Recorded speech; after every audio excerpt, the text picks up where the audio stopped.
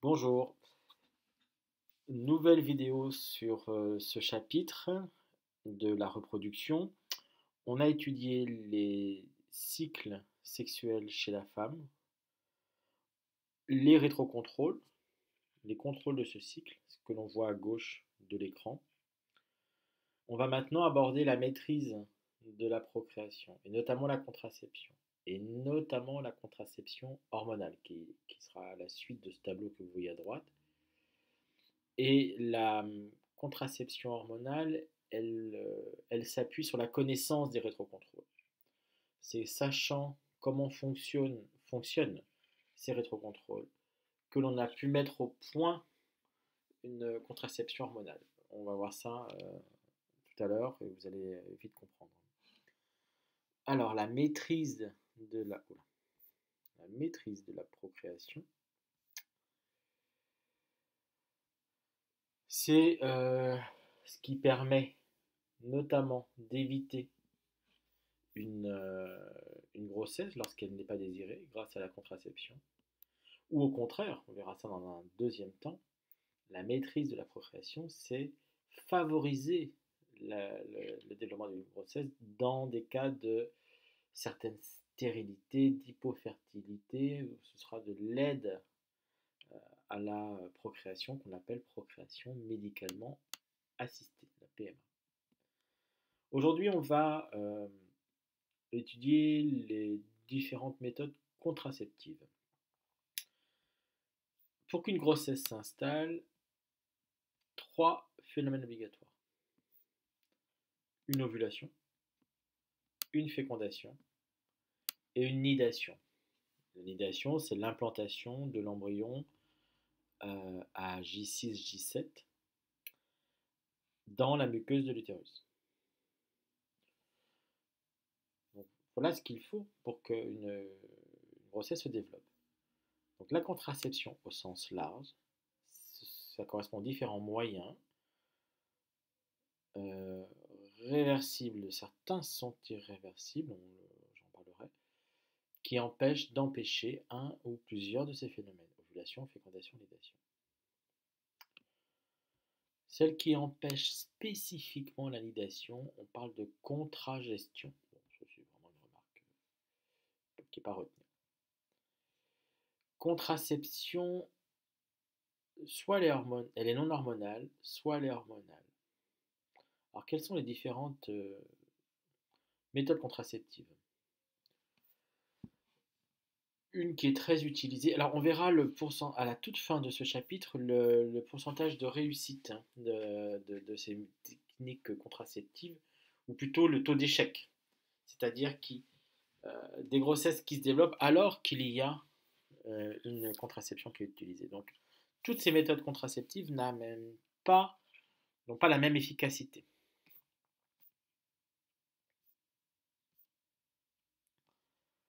Première méthode très utilisée, le stérilet, qu'on appelle également dispositif intra-utérin. Il peut être hormonal ou non hormonal, mais le classique, il est non hormonal. Alors vous voyez la forme, c'est un petit instrument de cette forme-là, une armature plastique associée à du cuivre. Vous aurez du cuivre ici. Il est placé par le médecin dans la cavité utérine, peut se garder 3-5 ans. Méthode très utilisée par des femmes ayant déjà eu des enfants notamment. Et c'est très utilisé parce qu'il n'y a pas d'hormones délivrées. Dès que le stérilet est enlevé, les cycles reprennent normalement. Donc alors qu'une femme qui est sous contraceptif hormonal, euh, il peut, c'est pas obligatoire, il peut se passer plusieurs mois avant que les cycles soient réguliers. Il peut y avoir le premier cycle après l'arrêt de la pilule qui soit normal et avec une fécondation et implantation et d'un début de grossesse, hein. C'est pas obligatoire. Mais alors que le stérilet, dispositif au cuivre, lui, dès qu'il est enlevé, ça reprend. Le cuivre provoque une réaction inflammatoire. Souvenez-vous, rougeur, chaleur, œdème, gonflement. Au niveau de la muqueuse de l'utérus. Donc, ça va empêcher l'anidation. Ça n'empêchera pas l'ovulation, ça n'empêchera pas la fécondation, mais empêcher, ça va empêcher l'implantation de l'embryon. Autre méthode contraceptive très utilisée, le préservatif masculin. C'est un étui en latex déroulé sur le pénis en érection. Il empêche le dépôt des spermatozoïdes dans le vagin. Moins utilisé, le préservatif féminin, une gaine de polyuréthane, introduit dans la cavité vaginale avant le rapport sexuel, et il a le même rôle que le préservatif masculin, il empêche le passage des spermatozoïdes dans le vagin. Des techniques moins utilisées et un peu moins performantes, le diaphragme ou la cape cervicale, cervicale c'est l'adjectif de col de l'utérus, c'est une membrane souple en latex montée d'un anneau ou alors une genre de cupule en silicone que l'on voit ici. Donc c'est placé dans le vagin avant un rapport sexuel pour recouvrir l'utérus, c'est-à-dire que ça va empêcher le passage des spermatozoïdes dans la cavité utérine.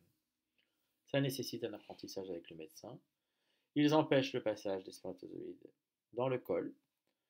Et souvent, ils sont utilisés avec une crème spermicide. Cide, c'est qui tue les spermatozoïdes. Cette crème placée dans la cape ou le diaphragme. Et justement, on a tous ces spermicides comme autre méthode contraceptive, qui sont des produits sous format soit de crème, de gel, d'ovule, de comprimés, d'éponge, de mousse, même d'aérosol. C'est placé dans le vagin avant un rapport sexuel. C'est peu utilisé parce que c'est le plus fort taux d'échec. Ce sont des produits chimiques qui immobilisent ou tuent les spermatozoïdes. Mais bon, il n'est pas recommandé de n'utiliser que cela. Maintenant, la contraception hormonale et les pilules contraceptives. Alors les pilules contraceptives qui sont très utilisées, alors on a deux grandes familles. Alors ce sont des hormones de synthèse, des hormones fabriquées au laboratoire, ce ne sont pas les hormones naturelles prélevées chez un animal ou des choses comme cela. Hormones de synthèse. Soit uniquement des progestatifs, donc dérivés de la progestérone, soit une combinaison, parce qu'on parle de pilules combinées, une combinaison d'œstrogènes et de progestatifs, c'est-à-dire les deux, avec différents dosages, des pilules normodosées, des pilules microdosées, et maintenant se généralisent quand même les pilules microdosées avec une association œstrogène, ou en tout cas, aussi si, œstrogène, voilà, c'est ce que j'allais dire, oestradiol, non, œstrogène et progestérone. Alors ce sont quand même des hormones de synthèse que la personne va ingérer chaque jour du cycle. Alors, comment ça fonctionne? Vous avez ici un graphe qui montre, alors il faut bien le comprendre. Vous avez ici à gauche, entre 0 et 30, un cycle normal. Cycle normal où on observe les hormones synthétisées par une femme lors d'un cycle normal. C'est des choses que l'on a vues. Donc c'est des œstradiols, alors tout d'abord des hormones hypophysaires, LH et FSH, à un taux peu élevé, avec un taux d'œstradiol qui augmente, qui augmente, qui augmente, qui augmente, qui augmente, et qui à un moment, souvenez-vous, dépasse les 200 picogrammes, ou arrive dans les alentours de 200, effectue un rétrocontrôle positif, et on a un pic de LH. Le pic de LH provoque l'ovulation, transformation des cellules folliculaires en corps jaune, et le corps jaune sécrète également des œstrogènes et de la progestérone. Donc, début de sécrétion de progestérone ici. Donc voilà les hormones produites par une femme qui ne prend pas de pilule. Donc pic de LH, pic de FSH, dû à un taux élevé d'œstradiol, dû à un développement folliculaire dans les derniers temps, oui, c'est les 2-3 derniers jours. Ça entraîne une ovulation. les cellules folliculaires sont transformées en corps jaunes qui sécrètent œstradiol, œstrone, œstriol, donc des œstrogènes, et surtout la progestérone. Et on sait que la progestérone et les œstrogènes, alors la progestérone toujours, et les œstrogènes, en dehors de cette période près de 200, effectuent un rétrocontrôle négatif sur LH et FSH. Et on a un taux qui est faible ici de LH et FSH. Chez une personne, alors les règles sont également indiquées ici. Alors, les règles, on sait que c'est un décrochement de la muqueuse utérine. Chez une personne sous prise quotidienne d'une pilule œstroprogestative, voilà le taux de LH et FSH de cette personne. Voilà le taux d'œstrogène progestérone de cette personne. On indique bien que seules figurent les hormones naturelles sur le cycle. On n'a pas le dosage des hormones présentes dans la pilule. On sait que dans la pilule, ce sont des œstrogènes et de la progestérone. Donc, on voit les hormones produites ici, chez cette femme. LH et FSH, un taux très faible. Progestérone, nul. Œstrogène, un taux faible. Le taux minimal, oui, hein, il était minimal là, il reste minimal ici. Il n'est jamais à zéro. Il n'est jamais à zéro parce qu'on sait pourquoi c'est jamais à zéro. On sait que l'œstradiol, les œstrogènes, ça c'est un exemple d'œstrogène.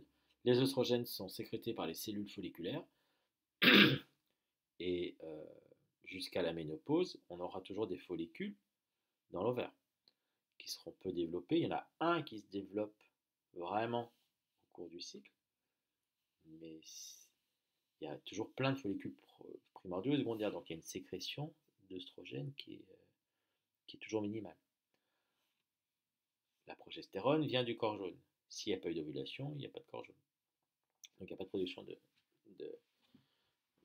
progestérone et le corps jaune régresse.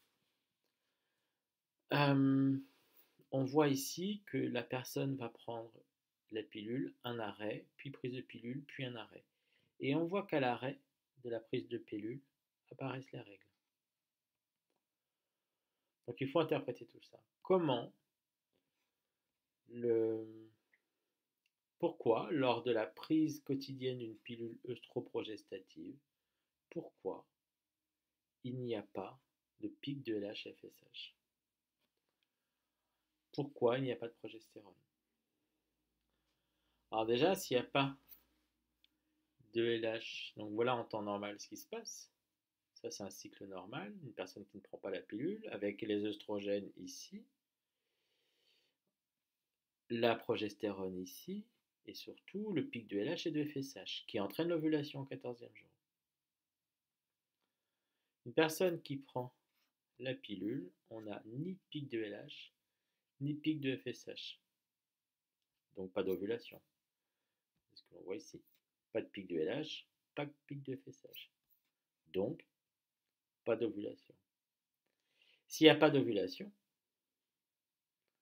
il n'y aura pas de production de progestérone. Parce que la progestérone provient du corps jaune. Alors, comme je vous disais, tout ça vient des rétrocontrôles. Comment on explique cela? En temps normal, cycle menstruel normal, on a des œstrogènes qui effectuent un rétrocontrôle positif quand elles sont à un taux très important vers J12, qui entraîne un rétrocontrôle positif de l'hypothalamus-l'hypophyse, qui entraîne un pic de LH et de FSH, et le pic de LH entraîne l'ovulation. L'ovulation transforme le follicule en corps jaune, le corps jaune sécrète de la progestérone et un peu d'œstrogène. Puis, le corps jaune régresse, la progestérone œstrogène diminue, apparaissent les règles. Mais voilà ce que c'est qu'un cycle normal. Les FSH ici entraînent le développement d'un follicule cavitaire en follicule mûr. on a ici les hormones ovariennes naturelles, œstrogène, progestérone. Maintenant, un cycle qui est modifié par prise COC, contraceptifs oraux. Je ne sais pas pourquoi il y a le C, œstroprogestatif, je n'en sais rien, il faudrait revoir ça. Une personne qui est sous pilule ici. Contraceptif, c'est. Bah non, contraceptif oraux. Bon, à revoir, je vais trouver ça. Donc là, cette personne ici prend des contraceptifs oraux. Hormones synthétiques. Ce ne sont pas les hormones de la personne. On sait que les hormones de la personne, sa progestérone endogène, elle est à 0 et les œstrogènes endogènes sont à un taux minimal.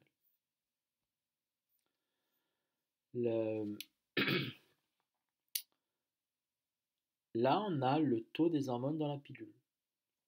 Dans la pilule, on a un taux d'œstrogène, alors qui n'est pas le taux minimal, mais qui est loin d'être le taux maximal.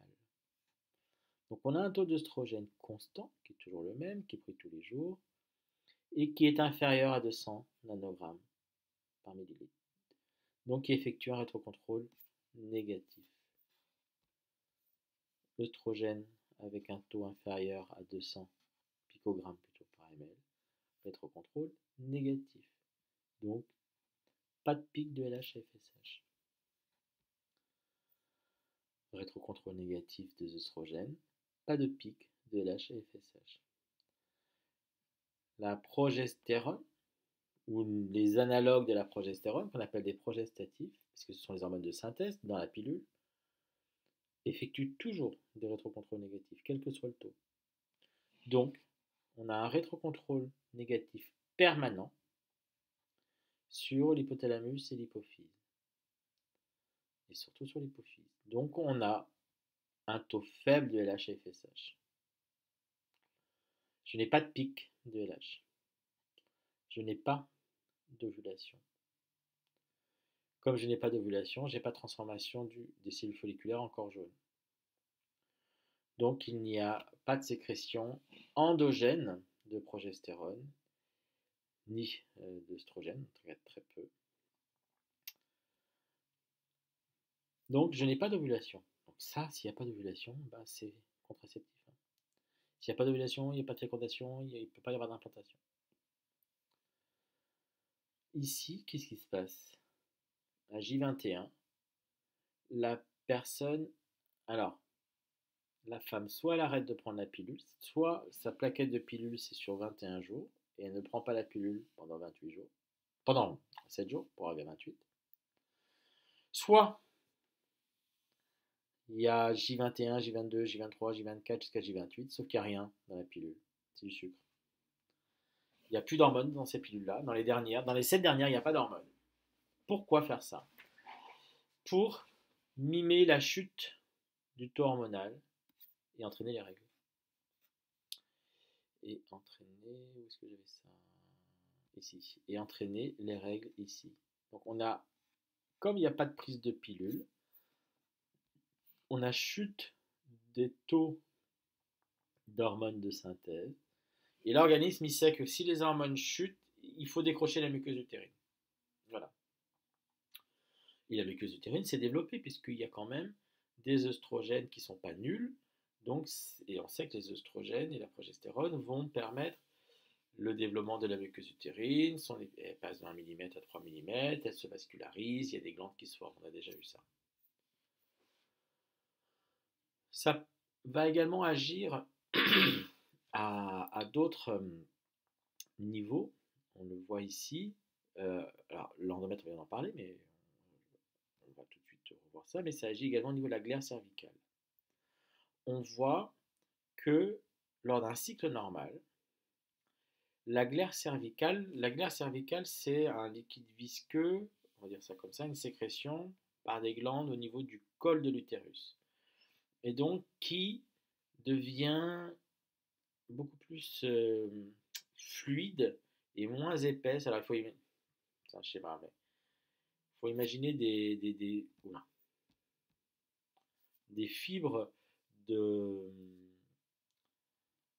entremêlées, qui se croisent de façon pas particulière, comme un tissu.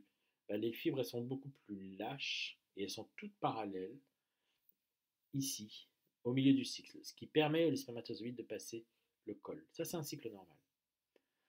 Avant et après, elle est très épaisse et les fibres vont former un maillage très très très serré qui empêche les spermatozoïdes de passer.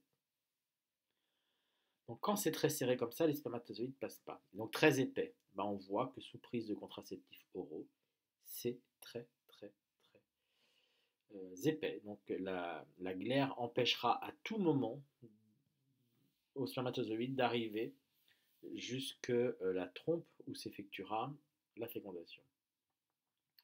De toute façon, il n'y aura pas fécondation, on l'a vu, puisqu'il n'y aura pas de pic de LH.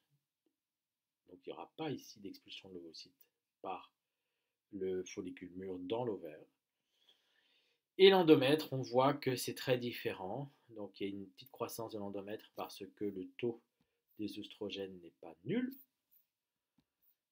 Mais il y a quand même un décrochage de la muqueuse ici parce que le taux des hormones de synthèse diminue puisque soit il y a arrêt de prise de pilule, soit il y a une prise de pilule dans laquelle il n'y a plus, d'hormones.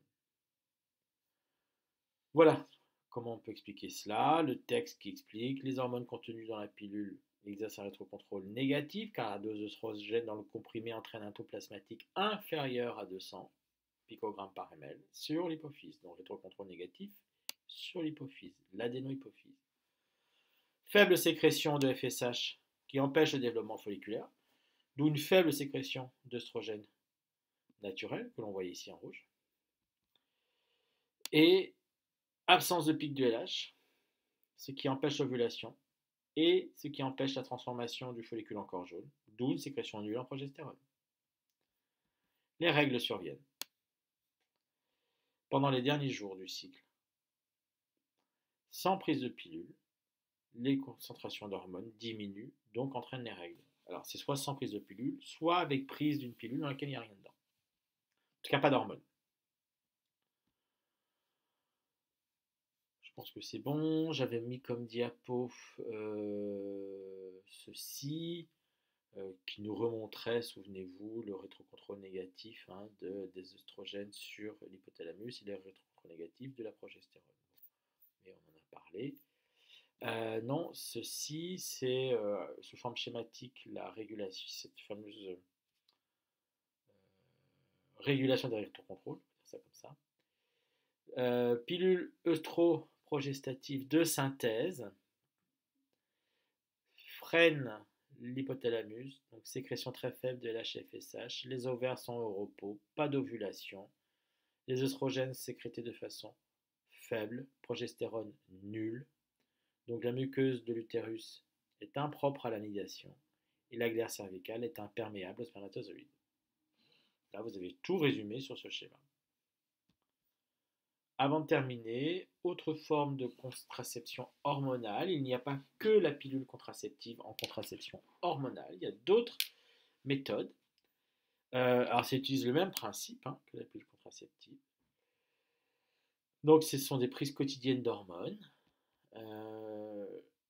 Il peut y avoir un implant contraceptif, c'est un petit bâtonnet placé dans le bras pour une durée de 3 ans. Il peut y avoir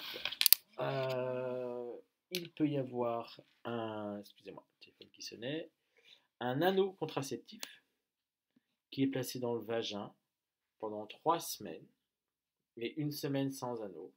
Donc il faut chaque semaine mettre un anneau contraceptif, donc il délivre des hormones pendant 3 semaines, et il y a une semaine sans délivrance d'hormones, d'où l'apparition des règles. Ça peut être sous forme de patch. Patch contraceptif collé sur le bras, l'abdomen, les fesses, le torse. Un patch par semaine pendant 3 semaines. Une semaine sans patch. On peut avoir un dispositif intra-utérin hormonal, c'est ce qu'on appelle un stérilet hormonal, avec un réservoir d'hormones. Il est placé par le médecin pour une durée maximale de 5 ans. Les progestatifs injectables, un intramusculaire, tous les 3 mois, par un médecin ou sage-femme ou infirmière. Voilà, alors il y a forcément des méthodes qui font disparaître les règles, hein, parce qu'à partir du moment où le taux d'hormones ne varie pas 3 semaines, une semaine, eh ben, il y a pas de baisse du taux d'hormones, il n'y a pas de décrochage, mais il n'y a pas de développement de la muqueuse utérine, elle reste non développée. Voilà pour ces informations, voilà pour l'explication de ces méthodes contraceptives. Je vais résoudre cette énigme-là, de COC là. Euh, ça m'échappe là pour l'instant, mais je vais retrouver ça. Prochaine vidéo, comprendre cette courbe-là sur la pilule du lendemain. C'est quelque chose de très particulier. Euh, voilà. Voilà ce qu'on pouvait dire pour aujourd'hui. On termine par ça. Bien, bonne journée et à bientôt.